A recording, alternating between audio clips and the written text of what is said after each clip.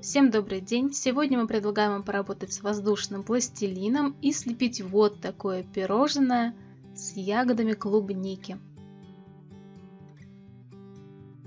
Начнем, пожалуй, лепку с создания крема.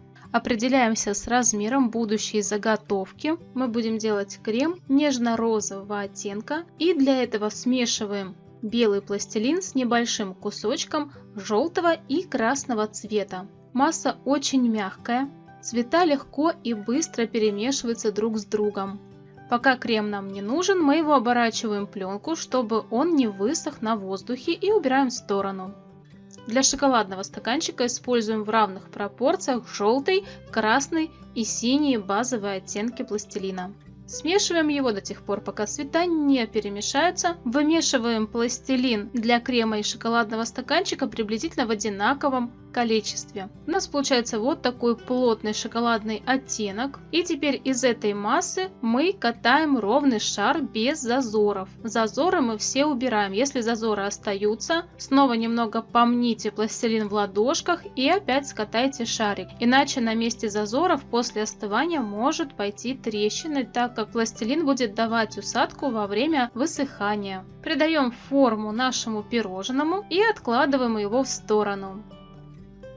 Приступаем к созданию клубники. Для нее используем классический красный оттенок. Мы будем делать 3 клубнички. Для этого раскатываем 3 одинаковых шарика. Из шариков формируем капельки и в шахматном порядке наносим точечный рисунок на наши ягодки. Сделать это можно, используя спицы или зубочистки. Добавляем зеленую листву. Раскатываем пластилин в тонкую нить, нарезаем на одинаковые срезы и формируем из срезов вот такие листочки. Всего на одну ягодку нам понадобится 5 листочков. Размещаем их точно так же, как показано в видео. Каким-то подручным инструментом можно использовать зубочистку, можно использовать иглу. На каждый листочек наносим по центру бороздки. Добавим воздушный крем. Для его создания смешаем белый пластилин с небольшим количеством желтого. У нас получится вот такой нежно-лимонный оттенок. Раскатываем пластилин на поверхности стола, отрезаем от общей массы одинаковые по размеру кусочки. У меня они размером 1 сантиметр. И катаем их в шарики. Далее шарикам придаем форму конуса и по всему периметру рисуем бороздки, которые состыковываются в верхней части заготовки. Так у нас с вами получается воздушное безе. Соединяем заготовки вместе. Из розового пластилина формируем шарик, придаем ему форму полукруга и соединяем части пирожного вместе. Приступаем к лепке крема. Для него используем белый пластилин. Придаем кусочку пластилина тонкую форму и пальчиками по краю растягиваем его в стороны. Получившейся заготовкой накрываем пирожное и на его поверхности размещаем сладкий декор.